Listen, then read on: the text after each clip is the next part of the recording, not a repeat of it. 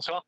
Cela fait maintenant une semaine que vous êtes aux États-Unis, vous étiez en Caroline du Nord, puis à Atlanta en Géorgie, et ce soir vous êtes en Californie, à Los Angeles. Que vous disent les Américains que vous avez pu rencontrer? Quel regard ont-ils sur cette guerre lancée par Donald Trump? Alors ça dépend. Évidemment, c'est un pays qui est très polarisé en ce moment. Certains sont toujours pro-Trump, évidemment, mais d'autres commencent à le critiquer ouvertement, notamment dans un lieu, la Caroline du Sud, qui est très Trumpiste. C'est un État du Sud dans lequel on a passé quelques jours. Il y a même des gens qui sont descendus de voitures pour nous dire que nous, journalistes étrangers, vous savez, on n'est pas tous derrière Donald Trump. Certains sont même embarrassés d'avoir un président avec ce type de morale. Néanmoins, des pro-Trump, ils existent, on en a rencontré aussi. Et certains, sur le thème de l'Iran, nous disaient c'est bien qu'un dictateur soit tombé comme Maduro quelques semaines plus tôt. Maintenant, cet homme qu'on avait rencontré dans un restaurant nous disait qu'est-ce que ça va changer? Quelle sera la politique derrière? Évidemment, c'est la grande question. Ensuite, nous sommes rendus un peu plus au sud, à Atlanta, en Géorgie. Là, c'est une très, très grande ville. Il y a une blague qui circule, un peu cynique, parmi les jeunes et les étudiants là-bas sur l'enrôlement dans l'armée. Alors, est-ce que tu vas être enrôlé, toi, dans l'armée pour aller combattre en Iran?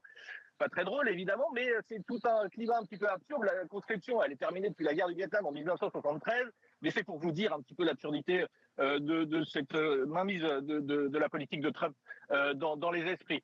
Les esprits sont surtout tournés, il faut le dire, dans ces États-Unis sur la problématique financière. Comment payer ses soins de santé, comment boucler les fins de mois, et ça, c'est une vraie difficulté. Je vous avoue que dans les restaurants et les bars qu'on a vus ici, les télés sont allumées sur la March Madness et le sport américain. Les étudiants, ils parlent aussi du spring break, et puis surtout, beaucoup essayent de boucler les fins de mois.